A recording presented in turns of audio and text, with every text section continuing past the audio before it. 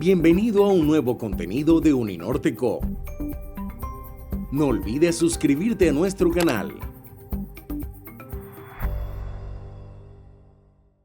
Bueno, muchas gracias por la invitación.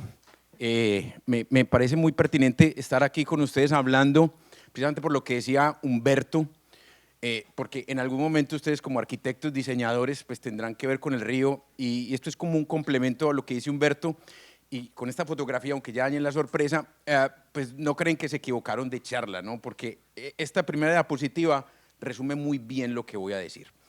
Estoy completamente seguro que no saben quién es esa persona que está ahí.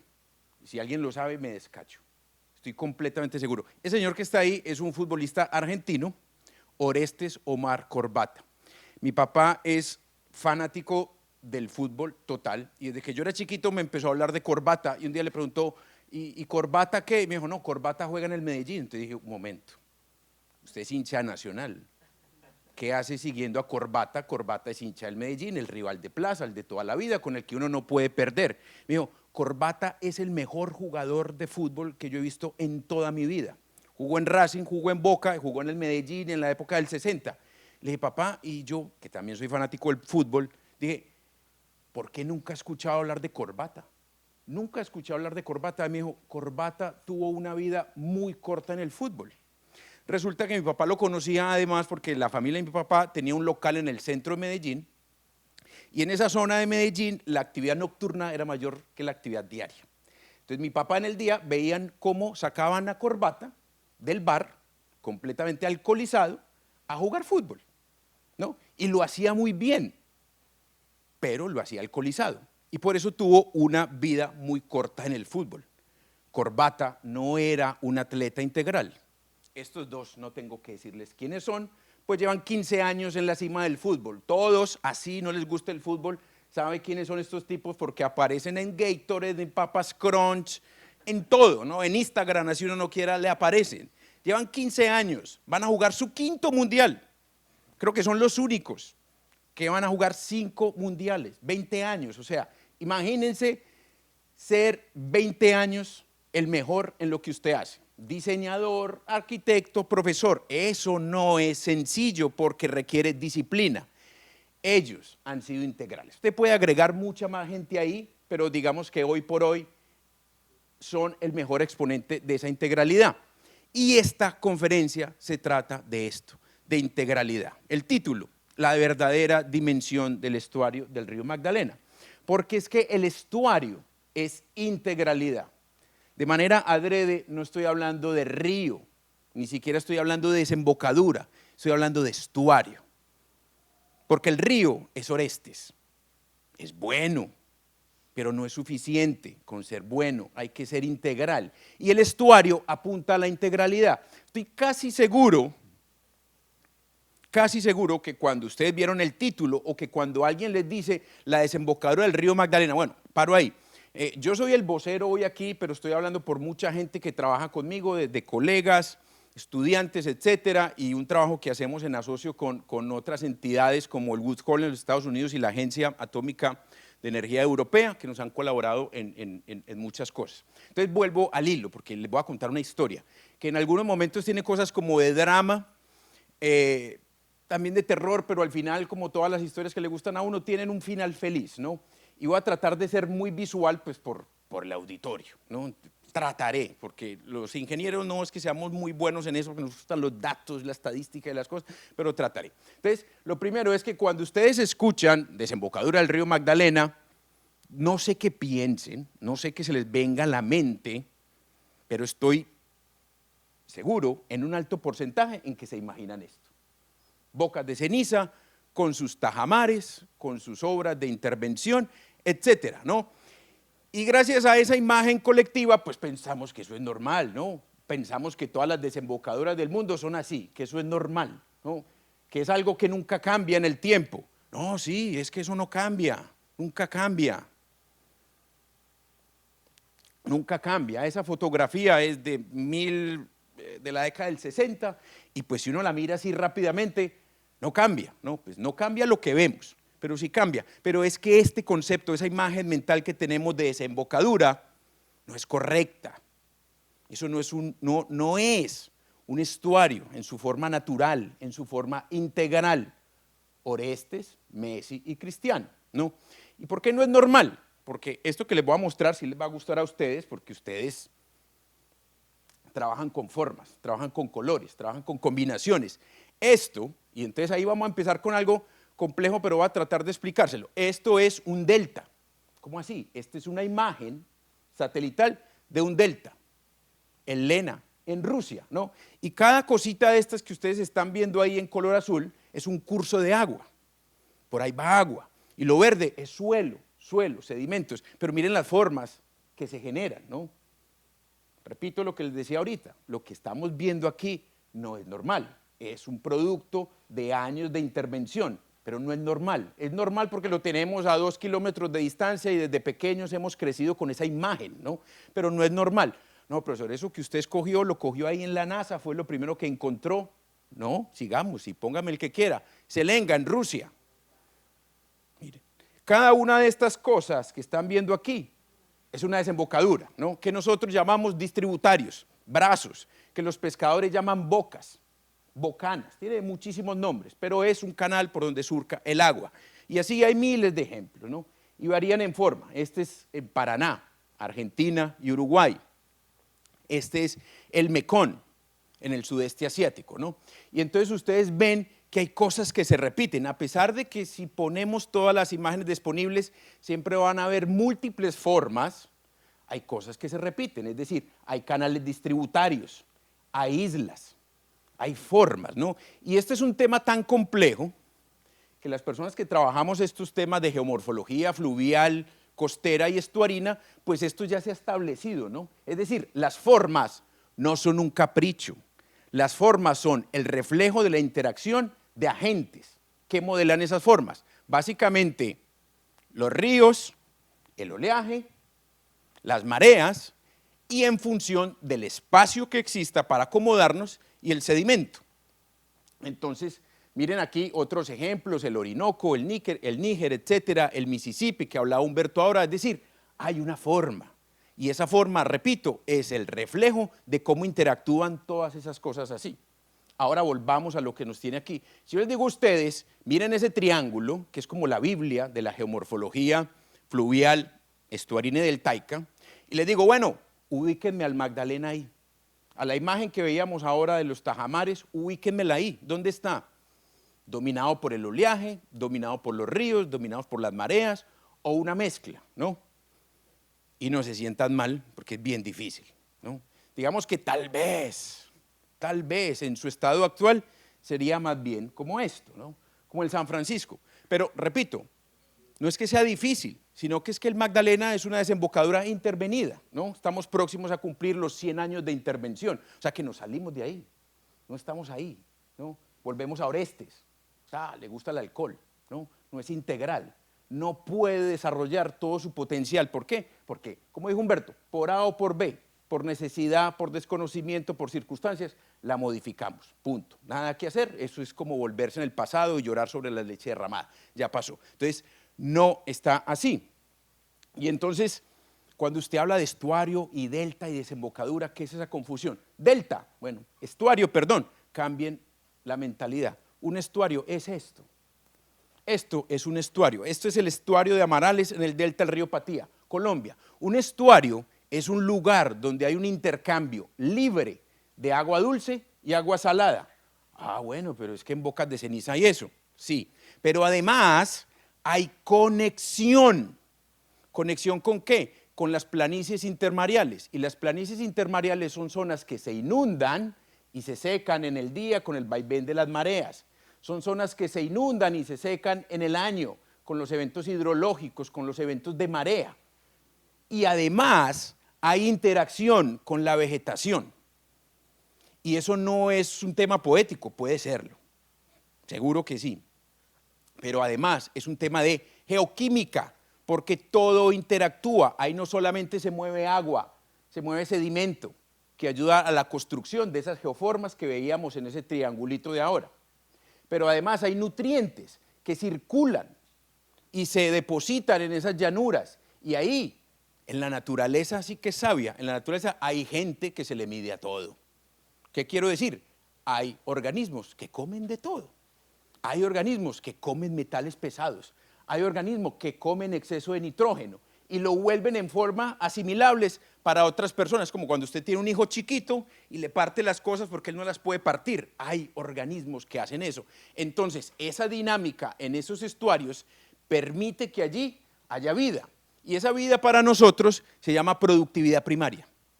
La productividad primaria es uno de los aspectos más trascendentales de los estuarios. Eso significa que hay mucha comida. Y alguien dirá, no, yo soy vegano, yo como peces, a mí no me interesa que allá haya productividad. Pero sí nos interesa. ¿Saben por qué?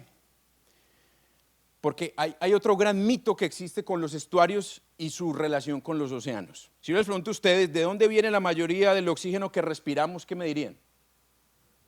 De los árboles, ¿sí o no? Y entonces, ¿de dónde? Exactamente. Este señor me dañó la sorpresa. Porque desde chiquito nos han dicho los árboles, los árboles, los árboles, entonces protejamos el Amazonas. Hay que hacerlo, ¿no? Yo creo que por eso sabía.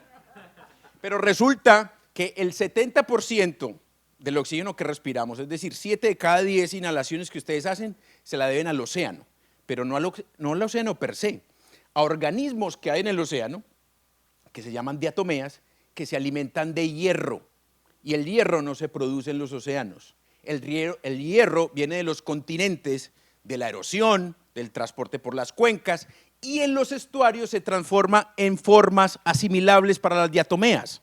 Por fortuna para nosotros, las diatomeas son como las ratas, se reproducen facilito, siempre y cuando haya hierro, ¿no? Y ese hierro se convierte en formas asimilables en los estuarios, ¿no? Aquí les estoy diciendo una sola de las funciones ecosistémicas que tienen los estuarios. En todas las demás me pueden decir, no me importa, yo no uso prendas de tela, yo no como peces, pero ninguno de nosotros puede prescindir de la respiración. Y parte de esa respiración depende de que esto funcione bien. Entonces, repito, un estuario es un lugar donde existen todos esos intercambios, ¿no? Y un estuario hace parte de un sistema mucho más grande, que es un delta, ¿no? Entonces hablábamos del delta del río Patía, que es todo esto. Y cada una de estas, que son esos estuarios, que ellos llaman esteros, que ellos llaman bocanas, hacen parte de un delta, ¿no? Entonces, un delta, en un sentido estricto, es una figura geológica, geomorfológica.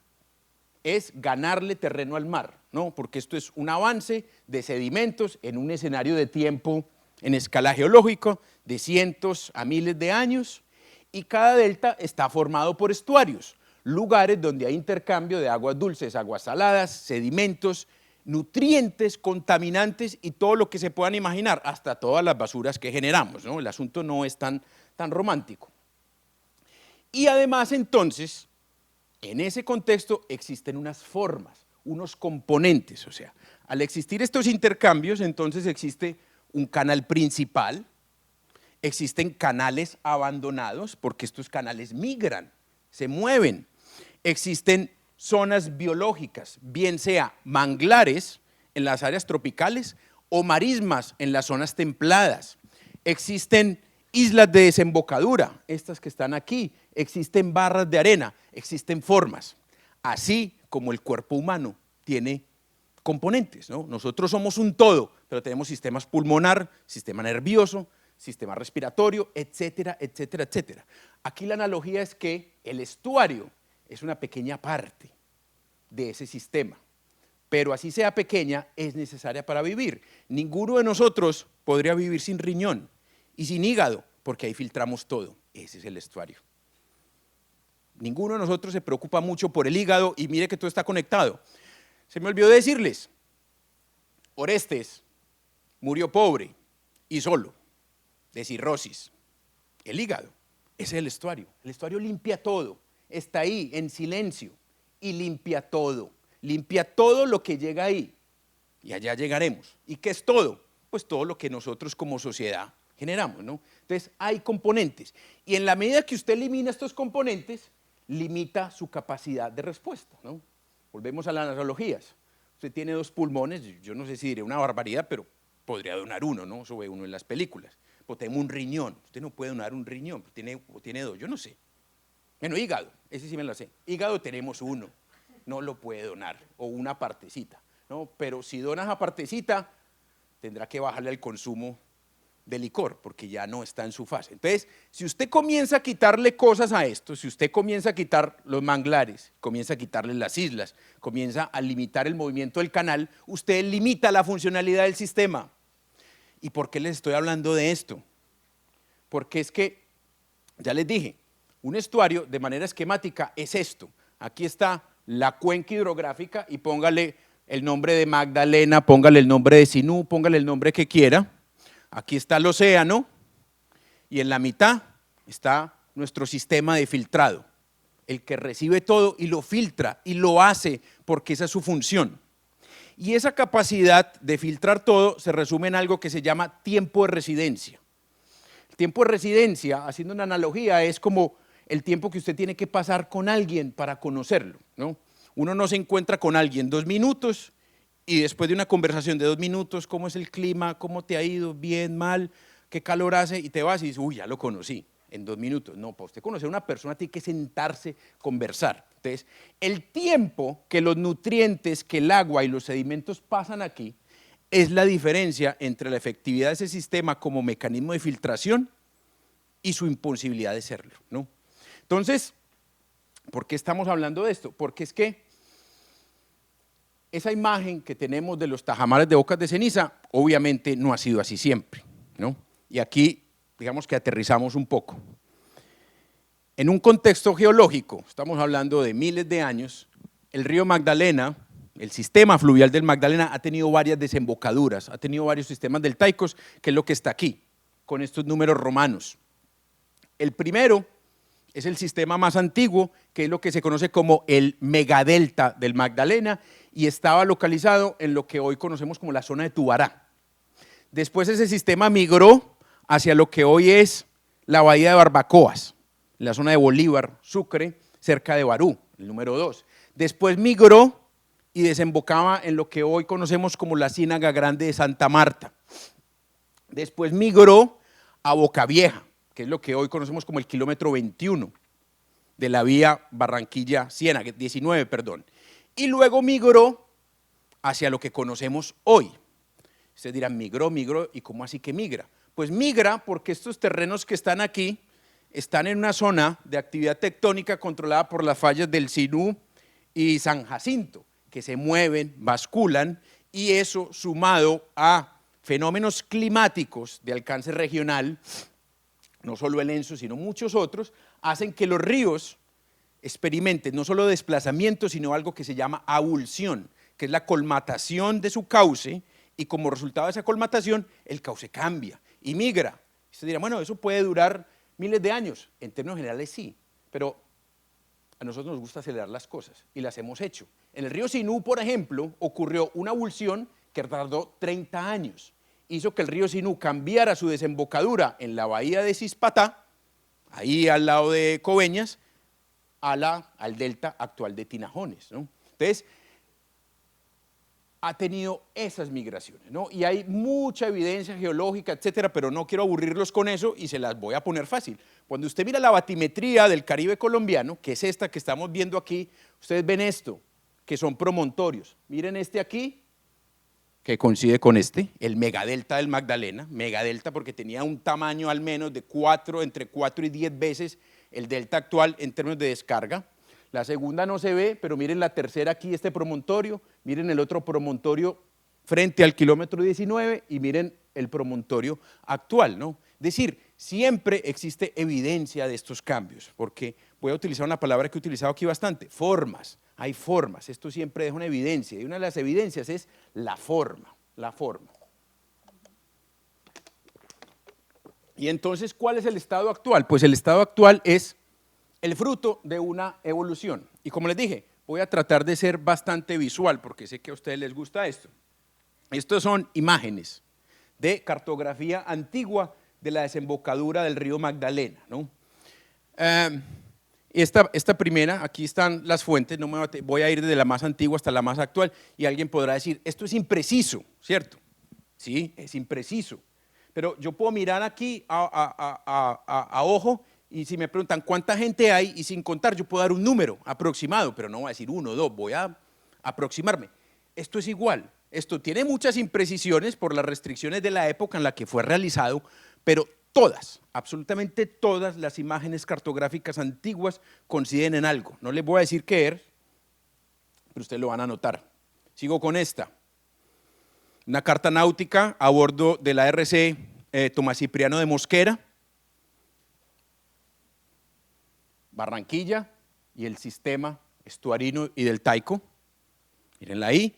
Hay muchísimas, y esto todo está compilado en un libro impresionante que sacó la Comisión Colombiana del Océano, que es el Atlas Histórico Marítimo de Colombia. No solamente está Bocas de Ceniza, sino que está todo, el Pacífico, el litoral colombiano. Y llegó a este resumen, ¿no? Aquí, aquí y aquí. Y todas coinciden en lo mismo. Islas de desembocadura, islas barrera y varios canales distributarios. O sea, ahí conecto con lo que les decía hace unos minutos. Lo que vemos hoy no es normal. Lo que vemos hoy es el producto de una intervención y ese no es el propósito de hoy.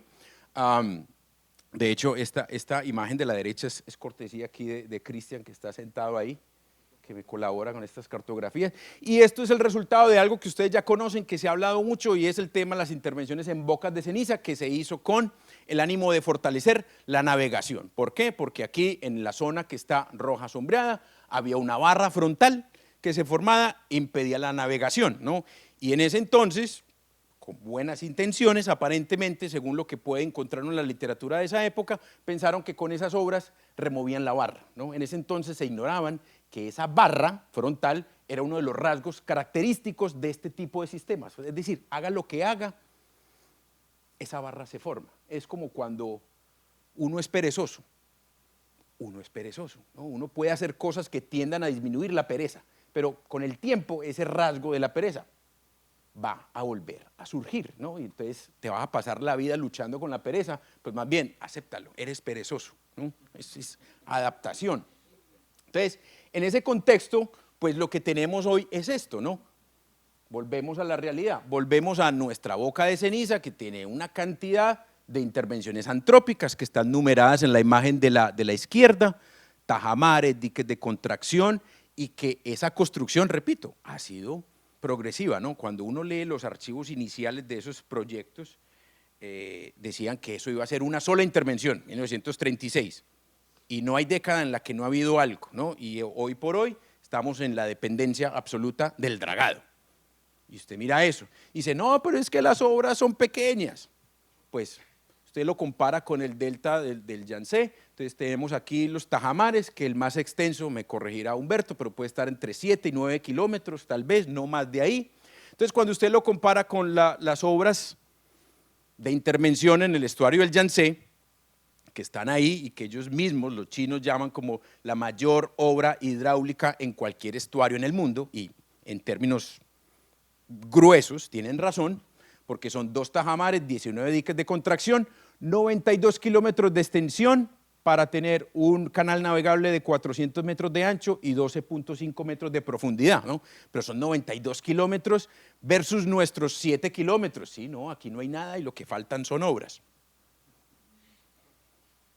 Entonces, si miramos la proporcionalidad, el asunto cambia, ¿no? Y entonces pongo aquí los referentes, los que todo el mundo ha escuchado. El Amazonas, el Yangtze, que lo tenía, y el Magdalena. Ahí están, áreas de drenaje, caudal y transporte de sedimento en suspensión. Y miren en las imágenes que comienzan a aparecer las diferencias. El Amazonas, 1, 2, 3, 4, 5 canales distributarios que suman 108 kilómetros de ancho en la desembocadura. El Yangtze, 1, 2, 3 bocas que suman 38 kilómetros de ancho en la desembocadura. Y el Magdalena, una desembocadura, Bocas de Ceniza, entre 500 metros, metros más, unos metros menos, que no suman contra esa comparación que estamos haciendo.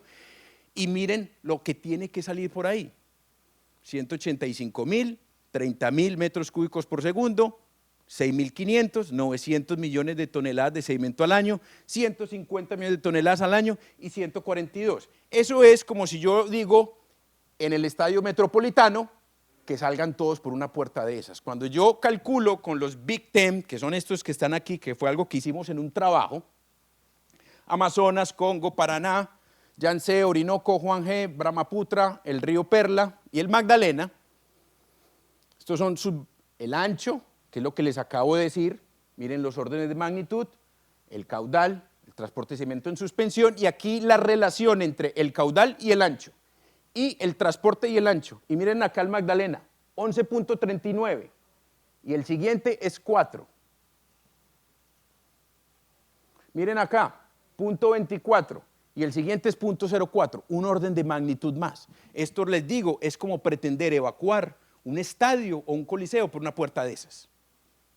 Es enorme, ¿no? Esto por sí solo, sin dar muchos detalles y meterme, explica por qué en la desembocadura tenemos esos problemas de sedimentación tan severos que experimentamos cada año y por qué las tasas de sedimentación son de igual magnitud en la que se presentan en ríos como el Yellow River y el Yangtze River. Es muy alto, pero esto no es el foco de esto porque hay más problemas críticos, ¿no? ¿Y usted qué puede hacer más crítico? Porque es que esas limitaciones del sistema que hacen que se acumule tanta cantidad de sedimento, que han limitado por completo la conexión con las llanuras inundables, porque hoy por hoy no existe una comunicación efectiva con los sistemas lagunares de la margen izquierda y la margen derecha. No existe. Hay una conexión con Mallorquín, pero es una cosa mínima y no existe. Pues ayer me contaron que estuvieron navegando, pero estoy prácticamente seguro que navegaron por un canal completamente rectilíneo la mayor parte del tiempo, y cualquier cosa en la naturaleza es menos rectilínea, sobre todo en los sistemas fluviales. No hay conexión, no hay libertad de movimiento, eliminamos las islas barrera, no existen. Entonces vuelvan a la analogía que les decía, ese riñón funciona con lo mínimo y al funcionar con lo mínimo no cumple sus funciones. Entonces, más allá de los problemas de la sedimentación, que son los problemas del día a día y que están relacionados con la navegabilidad, hay otras situaciones más de fondo, ¿no? Y el fondo particular es que el sistema fluvial del Magdalena, el sistema estuarino del Magdalena, es un sistema que está en degradación. Y la pregunta es, ¿esa degradación en qué momento se materializará? ¿Esa degradación cómo nos afectará y qué podemos hacer para revertirla? Entonces, alguno de ustedes dirá, bueno, eso ya nos lo han dicho y eso es una afirmación muy fuerte. Pues es una afirmación fuerte, pero aquí el asunto es que hay evidencias de degradación y eso es lo que les voy a tratar de mostrar rápidamente. El sistema como tal muestra esas evidencias asociadas al sedimento y a la geoquímica, ¿no? Entonces lo que están viendo aquí es la bahía de Cartagena. Bueno, y la bahía de Cartagena sí, porque la bahía de Cartagena está conectada y parte de lo que pasa allá es un reflejo de lo que estamos experimentando aquí. Entonces, hace unos años tomamos muestras de sedimento en toda la bahía de Cartagena, que son cada uno de estos punticos que ustedes están viendo ahí. Y a esas muestras de sedimento les calculamos el contenido de carbonato de calcio y le hicimos la granulometría y lo que encontramos de alguna manera se resume en esta imagen que está publicada en un trabajo que está allí y básicamente lo que encontramos es que toda la composición de los fondos de la bahía de Cartagena ha cambiado y esa bahía de Cartagena pasó de ser una bahía dominada por fondos calcáreos asociados a corales a comenzar a tener fondos blandos dominados por los sedimentos del río. Y alguien dirá, bueno, y otra vez con la fantasía, la ecología, listo, supongamos que no me importa. Pero es que los sedimentos tienen una capacidad importante que se llama capacidad de intercambio catiónico. Para que se lo imaginen, un sedimento es como si usted, yo no sé si ahora hacen eso, pero en mi época lo hacían, que hacían como un sorteo y esto le decían, tiene 20 segundos o 2 minutos para pasar en un supermercado y agarrar lo que pueda, y lo que agarre es suyo. Entonces, un sedimento es eso, sobre todo los que tenemos nosotros. Un sedimento es como si le dijeran, entre y agarre lo que pueda. Entonces, un sedimento va viajando así, con la mano abierta, agarrando lo que sea. Eso se llama capacidad de intercambio catiónico. ¿Y eso qué? Pues eso qué, miren, esos nombrecitos que están ahí, sé que sí los han visto. Cadmio, cromo, cobre, mercurio, níquel y plomo, metales pesados.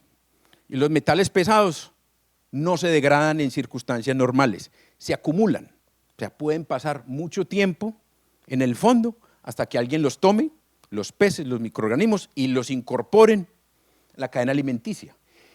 Y esos valores que están viendo ahí, por encima de esta línea roja, significan que están por encima de los límites permisibles para un sistema ecológico. Y eso es la Bahía de Cartagena, ¿no?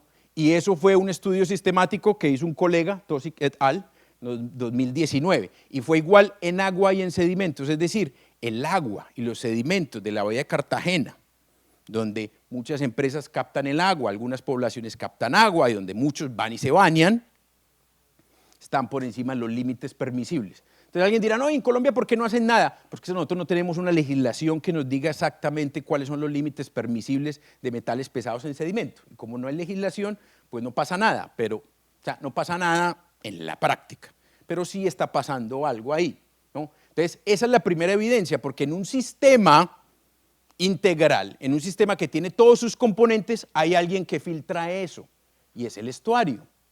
La dinámica estuarina, la conectividad. Nosotros al hacer todas esas intervenciones hemos roto la conectividad y la continuidad, porque es que nosotros estamos acostumbrados que el agua se mueve hacia adelante, pero en los sistemas estuarinos el agua se mueve hacia adelante, hacia los lados y en la vertical, y nosotros hemos cortado esos movimientos, y en la medida que cortamos esos movimientos limitamos su capacidad de degradar esos sistemas. Ahora, alguien dirá, bueno, sí, lo que pasa es que en la Bahía de Cartagena, en toda esta zona, está la industria pesada de Mamonal, y entonces eso es una descarga directa. Bueno, vamos a concederle el punto. En el río Magdalena entonces será algo diferente. Y durante los últimos 6, 7 años nosotros hemos estado todos los meses tomando muestras de agua y en algunos casos de sedimento en Calamar. Y Calamar es un punto crítico en el sistema estuarino y fluvial porque es lo que nosotros llamamos el ápice del delta, es el lugar donde se abren las ramificaciones del sistema deltaico.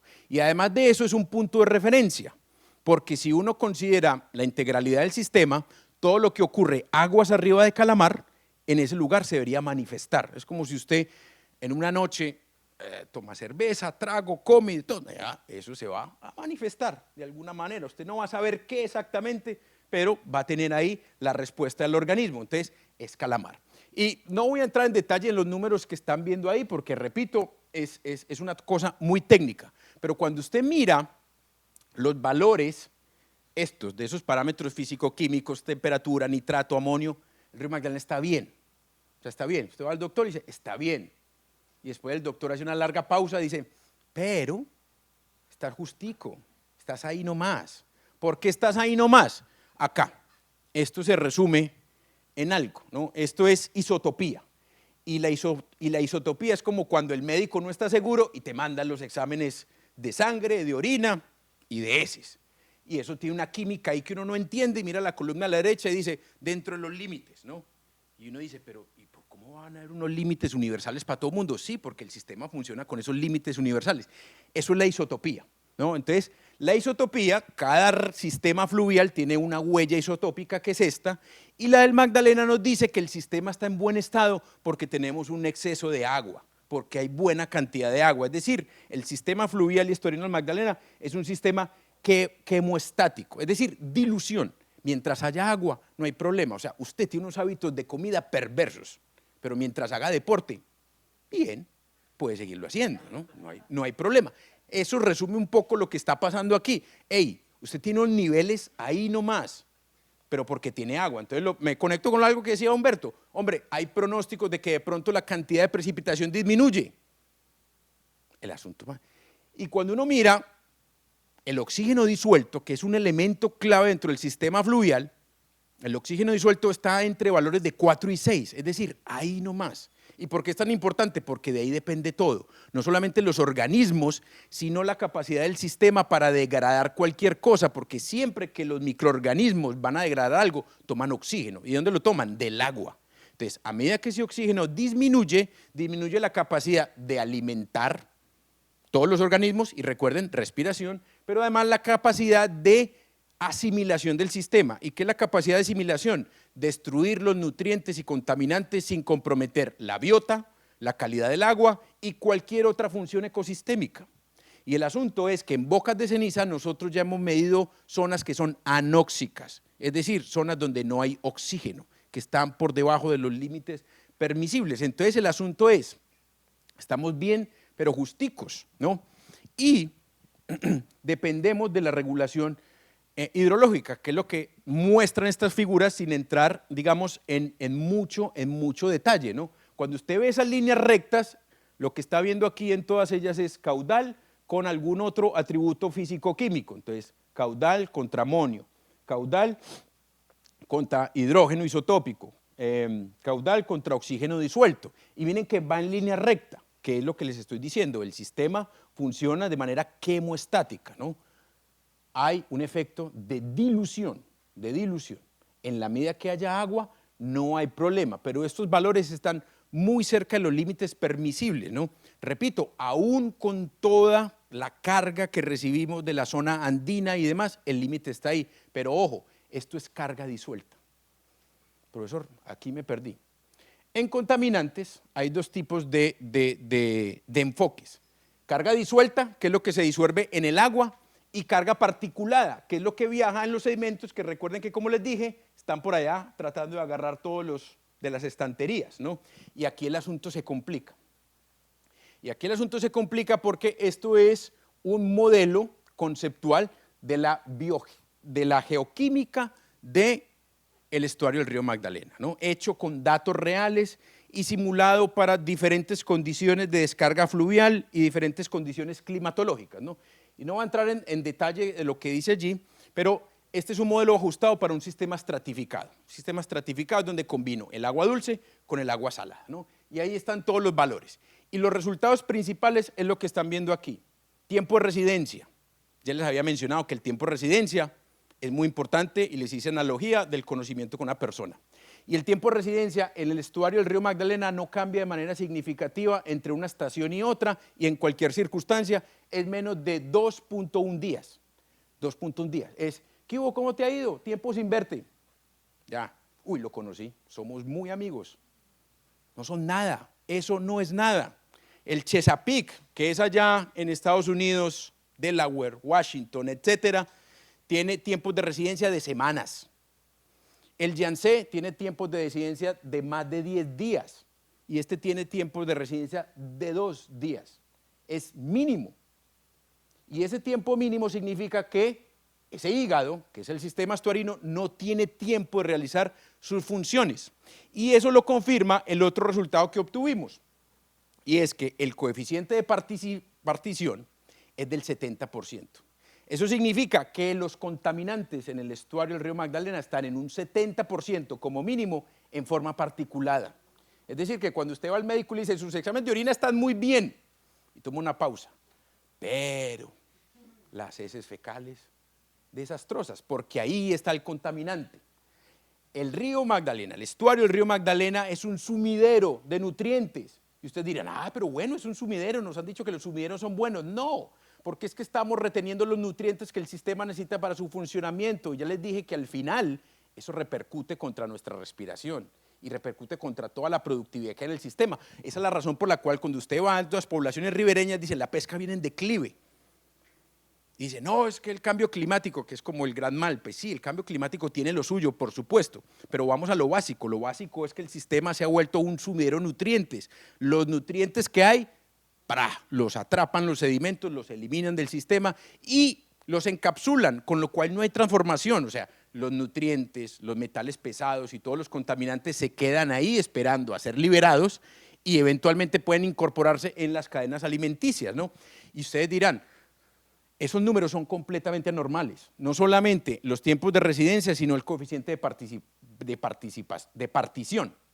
Los estuarios turbios tienen alrededor de un coeficiente de partición entre el 30 y 40%, aquí es muy alto. Y en tiempos de residencia, ya les dije que sistemas similares en zonas tropicales tienen tiempos de residencia de más de 10 días. Y la clave está en uno de los factores que intervienen en estos cálculos, y es el área del estuario.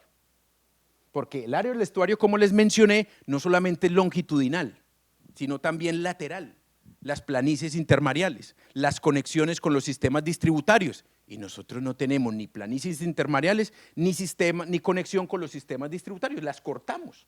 Y por lo tanto, el área del estuario es mucho menor comparada con otros sistemas. Recuerden lo que les dije ahora, la desembocadura, la línea de desembocadura Amazonas, 108 kilómetros, Yance 38, y miren cualquier otro, ¿no? Para esa magnitud que tenemos, nuestra área estuarina es muy limitada, de manera que ese tiempo de residencia tan bajo es consecuencia de eso, ¿no?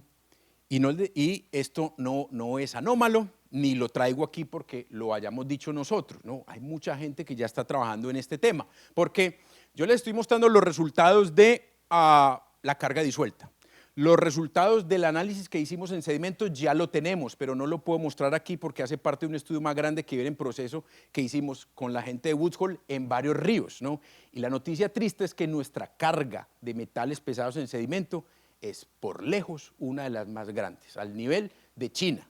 Y nosotros no tenemos el nivel industrializado que tiene China como para tener ese nivel de sedimentos.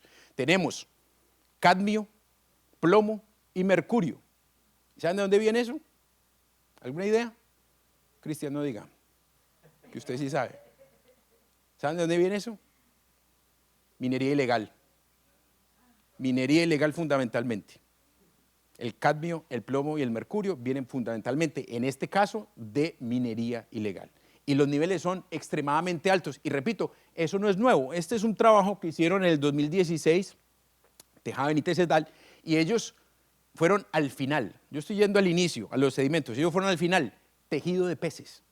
Tejido de peces. Y ustedes dirán, no entiendo nada. Miren los colores. Rojo alerta.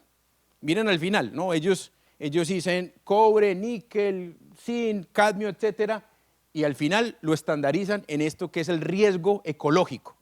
Y miren, y esto está desde arriba, la parte alta de la cuenca, hasta la desembocadura. Entonces empieza en Garzón, Neiva, Calamar. Aquí vean.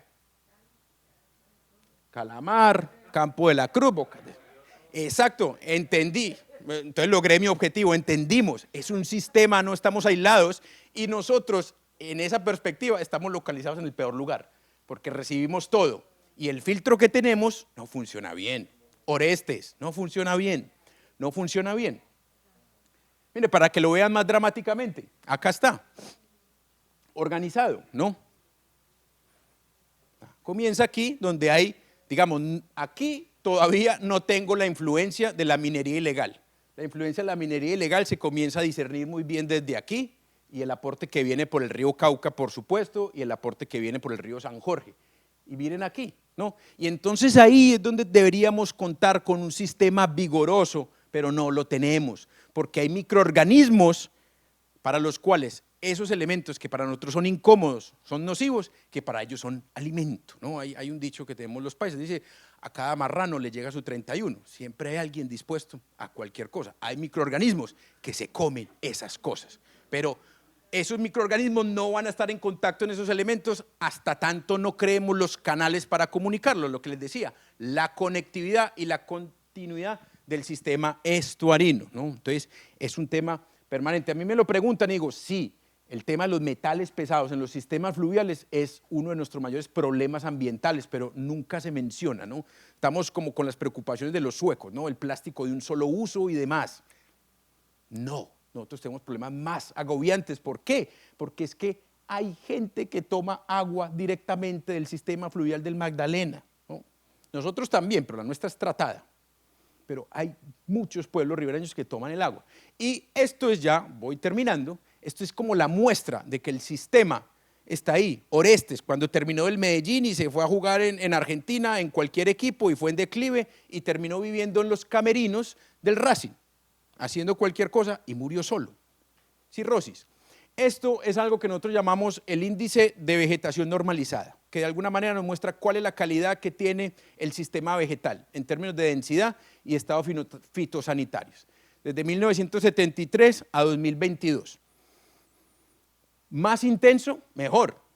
Menos intenso, menor calidad. Y usted dice, bueno, pero ha mejorado, ¿no? Porque digamos que aquí es como cuando se completó la primera fase dura de obras de intervención y cuando se terminaron la mayor parte de la interrupción de las conexiones con los sistemas lagunares. Y usted dice, ha mejorado, ha mejorado. Ojo, Aquí nos dice vegetación en general, no discrimina, ¿no? Entonces aquí nos está mostrando que ha mejorado, sí, la potrerización, porque ha mejorado los potreros, sobre todo en la margen izquierda, que es esta que está aquí, y en este lado porque sí ha invertido una cantidad de dinero inmensa en los proyectos de restauración de la Ciénaga Grande de Santa Marta. Y dice, pero ha funcionado, está más verde. Sí, está más verde, pero eso es como, no sé, pues es como empujar un carro. Si usted empuja el carro y anda, empuja, mientras lo empuje, ¿no? Porque es que la restauración ecológica, que es donde se ha centrado el foco, tiene que estar acompañada de una restauración geomorfológica, y esa no se está haciendo. ¿Por qué? Lo sé. Esto es algo en lo que estamos trabajando, está en preparación, y es que para que el sistema de manglares se recupere, el manglar necesita un flujo de agua en movimiento, salada y dulce, porque necesitan de los dos, porque en las dos, en cada una de ellas se encuentran nutrientes necesarios para sus funciones. Y la mejor manera de cuantificar esto es mirar el área de humedales. Y miren el área de humedales en los mismos periodos correspondientes. Entonces uno dice, bueno, si las cosas van tan bien, los humedales al menos no deberían de crecer, deberían mantenerse, y es lo contrario. Acá los tenemos discriminados por orillas, ¿no? Orilla izquierda y orilla derecha. 1973, esta es la área inicial en kilómetros cuadrados. Y miren, la orilla izquierda, 35.4, 26.5, 20.43, una pérdida del 42%. Orilla izquierda, 15.32, 10.4, 7.4, una pérdida del 51%.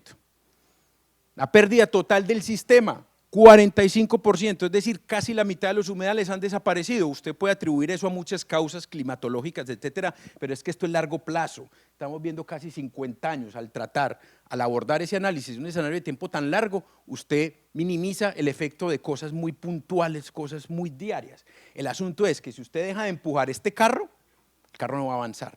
¿Por qué? Porque los manglares no van a tener agua. Y si no tienen agua, no van a tener nutrientes. Y si no tienen nutrientes, no van a tener tampoco sedimento que les permita construir, porque los manglares atrapan el agua y los sedimentos, y construyen. Entonces, repito, el sistema no está en un equilibrio real, natural. El equilibrio es artificial, ¿ya? Usted le está dando ahí respiración. Muy bien, hay que hacerlo, pero tiene que ser completa, no solamente restauración ecológica, sino también geomorfológica.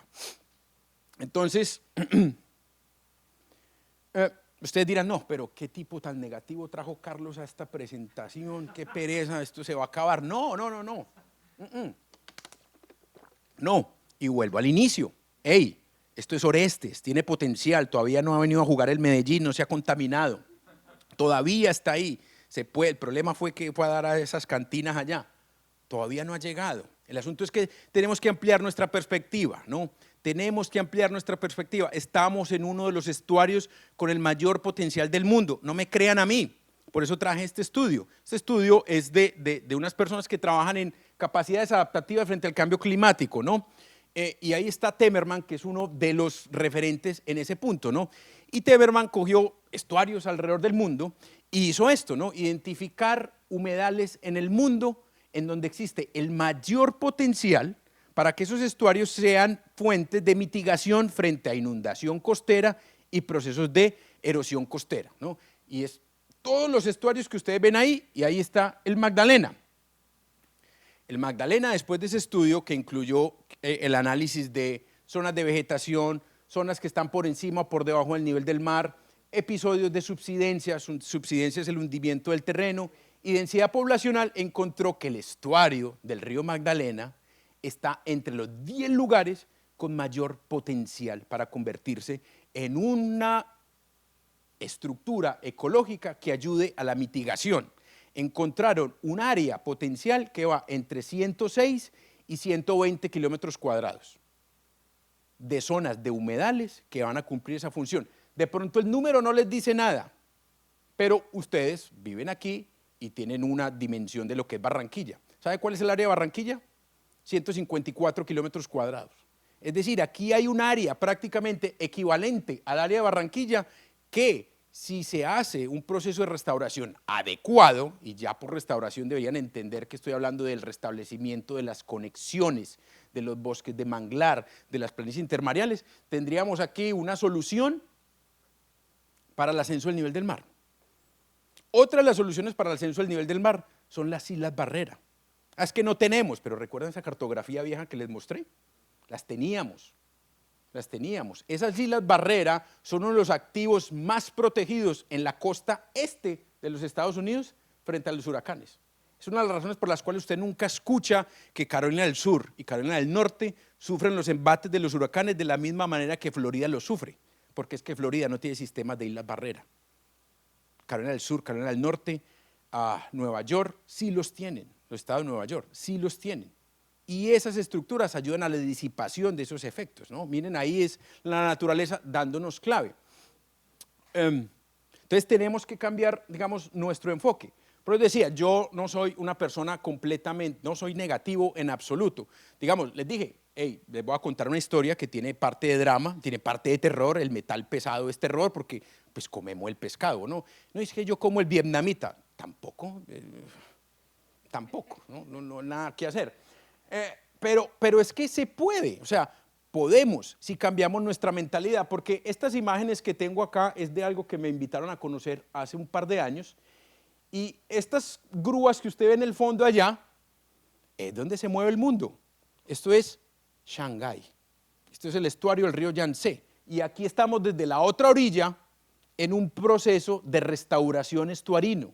Aquí, miren, conexión, zonas inundadas. Esto es una zona que se creó en donde se restablecieron las conexiones del sistema fluvial con el sistema intermareal inundable en el principal puerto del mundo. Si en el principal puerto del mundo pueden hacer esto, ¿por qué nosotros por lo menos nos sentamos a discutir sobre la viabilidad de hacer esto? El principal puerto del mundo. Si el puerto de Shanghái se paraliza, ya hemos visto qué pasa. Ya hemos visto qué pasa, ¿no? Porque nos lo han repetido todos estos días con la crisis de los contenedores, la inflación y demás, que Shanghái estuvo cerrado. Ya hemos visto qué pasa, pero ellos lo están haciendo, ¿no? Lo están haciendo. Entonces, podemos hacerlo, ¿no?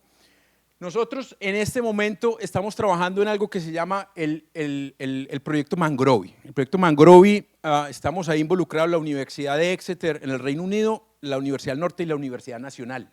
Y estamos trabajando en estableciendo los requerimientos que se necesitan para fortalecer la capacidad de captura de carbono en nuestros sistemas estuarinos. Y ahí tenemos incluido la zona de la Ciénaga Grande de Santa Marta conectada con el río Magdalena y la Ciénaga de Mallorquín, ¿no? Hace un par de meses estuvimos colectando muestras de carbono en esas zonas y lo que estamos analizando es cómo podemos restablecer. Es decir, captura de carbono, ¿eso qué es? Captura de carbono es la verdadera forma para lidiar con el cambio climático, ¿no? Mis alumnos se ríen de mí porque yo les digo, siempre que uno va a una conferencia de cambio climático, al final siempre la gente pregunta lo mismo, ¿qué podemos hacer para combatir por el cambio climático? Y entonces le dicen a uno, monte en bicicleta, deje de comer carne, no sé qué. Yo digo, voy a decir esto honestamente y me están grabando, o sea, ¿qué va a quedar? Es de verdad lo que les voy a decir. Bacano si lo puede hacer, bien, monte en bicicleta, vuélvase vegano, vuélvase vegano, perfecto, perfecto. Pero Colombia no es un actor importante en emisiones de carbono, no somos ni el 0.5% del efecto mundial. Es decir, si todos los colombianos montáramos en bicicleta y nos volviéramos vegetarianos, eso no haría gran diferencia. La gran diferencia está allá en el norte y en el sudeste asiático, ¿no? Y allá hay más de uno que no está interesado en volverse vegetariano ni en montar en bicicleta, todo lo contrario. Entonces, si usted lo quiere hacer, muy bien, porque eso lo va a llevar a tener una mejor vida, un tema personal, bacano, se conectará con la naturaleza, bien, bien. Pero aquí estamos en la academia, ¿no? Y si usted verdaderamente quiere luchar con el tema del cambio climático, hay estrategias de fondos de la academia, la fotosíntesis artificial, la descarbonización de la industria del petróleo, y una es el secuestro de carbono, porque ya les dije, los estuarios pueden fijar carbono y lo pueden volver en formas asimilables. Entonces, una es la reforestación, que esa es secuestro de carbono en una escala de tiempo corto. ¿Por qué? Porque pueden haber incendios forestales que liberan ese carbono nuevamente, con lo cual usted no está haciendo mucho. Y hay otro que es el secuestro de carbono a largo plazo, que es cuando se incorpora en el suelo. y se incorporan los procesos geoquímicos nuevamente, eso es lo que hacen los estuarios. Entonces, eso hay un potencial enorme. Por eso les decía, la historia termina con un final feliz. Tenemos un estuario con un enorme potencial. Y si nosotros ampliamos nuestra mirada hacia un sistema integral, lo pasamos de corbata a Messi y a Cristiano, es decir, listo, juega bien, pero además de jugar bien, tiene que entrenarse, tiene que cuidarse, tiene que esforzarse. Entonces tenemos que mirar un sistema integral, porque ese sistema integral nos puede, esto no es solamente una mirada ecológica, obviamente que sí, pero esto genera recursos. Hay lugares en el mundo donde esta captura de carbono genera recursos, inclusive aquí en Colombia, ¿no? En la ciénaga de Cispatá. Está generando recursos y puede vincular a la población más vulnerable, a la gente que vive ahí. Entonces es un tema que se puede desarrollar y además de eso nos puede proteger frente a los embates del cambio climático. Ahorita mostraba, por ejemplo, el ascenso del nivel del mar. Ya les dije, una forma de protegerse frente al ascenso del nivel del mar es la respuesta morfológica a través de la construcción de islas barrera. Y las islas barrera necesitan esa interconexión, esos canales distributarios para poder prosperar, ¿no? Entonces, de manera que con eso termino. Les agradezco mucho la invitación. Ahí están con el colega que me invitó a ver esto, un partner con el que trabajo allá en China. Y lo que les decía, lo que quería era transmitirles el mensaje, ¿no?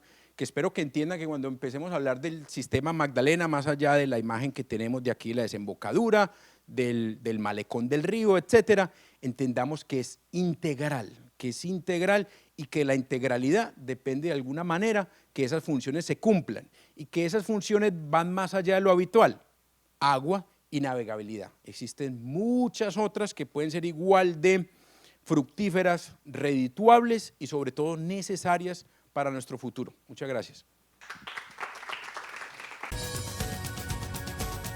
Los siguientes contenidos de Uninorte.co te pueden interesar. No olvides suscribirte a nuestro canal.